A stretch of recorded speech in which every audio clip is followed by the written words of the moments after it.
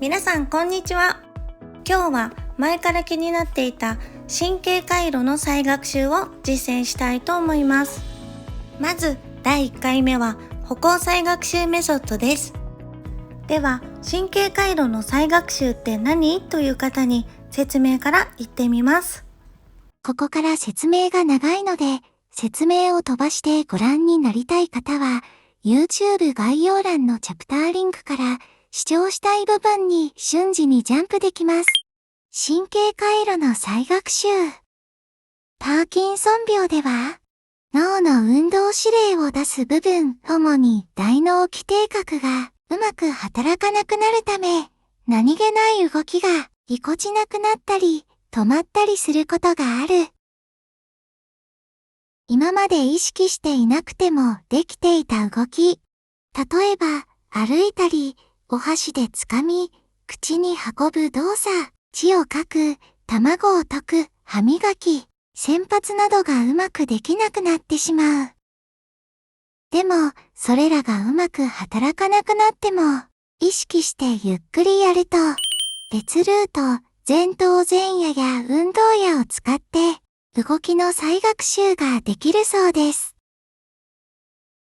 意識すれば、自分の脳が動きを学び直せる脳の可塑性。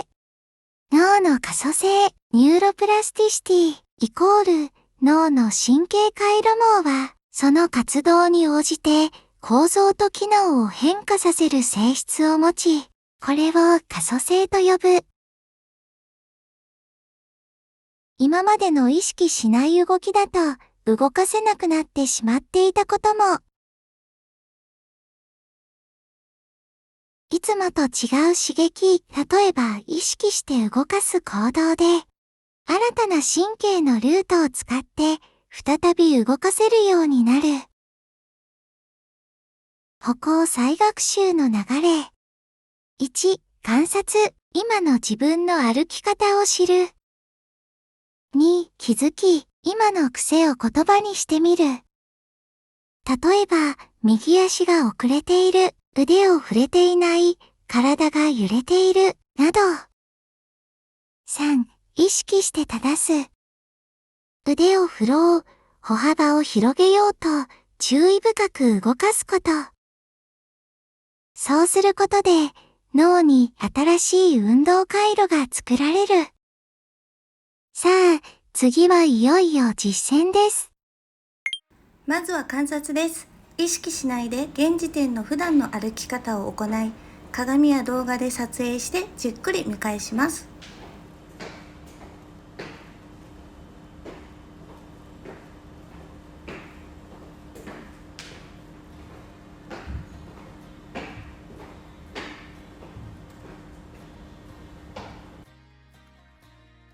次に動画を見返して気づいたことを言葉にしてみます。私は右手がしっかり触れていないです。右足のつま先が上がっていないです。こっちが左足でこれくらい上がっています。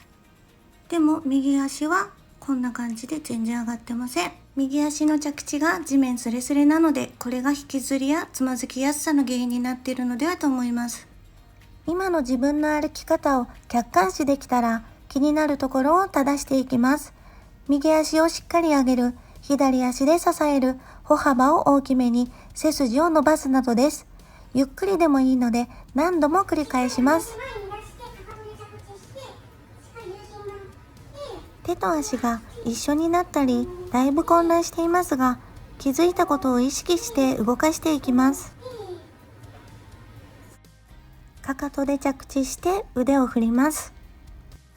最初はいろんなことを意識しなければならず大変ですが、歩くことだけに集中し、できなくても動きの一つ一つを意識することが大切です。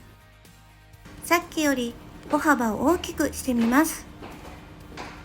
歩幅を大きくすることで腕が振りやすくなる印象です。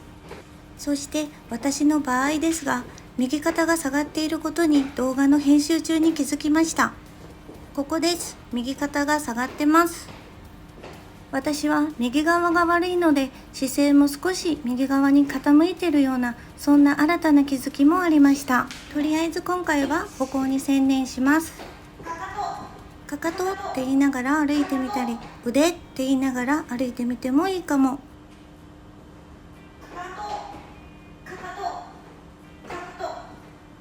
リズムよく1、2と言いながら歩くのも効果的。ここで私は画期的な方法を見つけました。運動会の入場行進だと思ってやると膝も上がるし腕も大きく振れるのでおすすめ。それではアップでどこまで変わったか見てみましょう。右足のつま先とかかとの角度がめちゃくちゃ変わってることがわかると思います。かかとから着地する意識をしたことで右足の滞空時間が少し伸びた印象です。意識して歩くとかなり歩きやすくなりました。はい、こんな感じで歩行再学習を実際に行いましたが、さらにここからも大切。4、定着、繰り返して定着させる。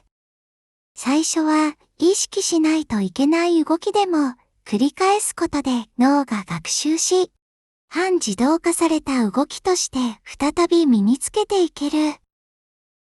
意識した動きの反復こそが再学習、リトレーニングの核心です。